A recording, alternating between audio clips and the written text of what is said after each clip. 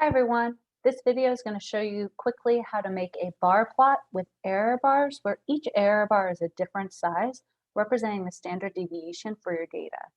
So in physics lab this week, we did a really simple experiment.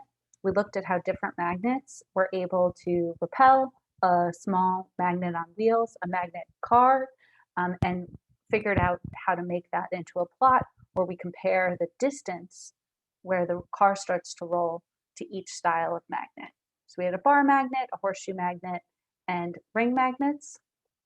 We have the data recorded and we can get averages and standard deviations very quickly in Google Sheets by using the average function for average and stdev function for standard deviation.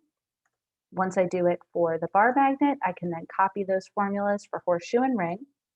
And now I'm ready to make a column chart with this data. So the first thing that pops up, it guesses wrong. It thinks I want a pie chart. I don't want a pie chart. I want a column chart. And I want to change this column chart so that each of these different types of magnets is labeled differently. There's a different color. So I can do that by clicking switch rows and columns and turning that off. Now bar, horseshoe, and rings are all separately labeled. And I can see the difference. The ring magnets are clearly stronger than the bar magnets. If I go to customize, I can add error bars to this plot by clicking on error bars. And the first error bar is just a fixed percentage. So every single average is shown with a plus and a minus of 10%.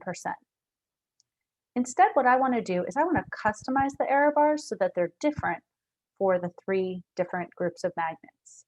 I can do that by, instead of apply to all series, applying just to each series individually and typing in the value for the standard deviation. So I can edit the chart, customize series, only the bar series, apply an error bar that has a constant value of 0.114.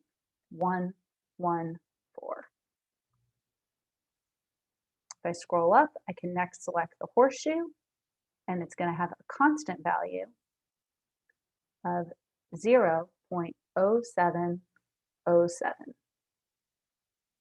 And then I scroll up, and I can select the final category, rings, where the error bar should have a constant value of 0.351.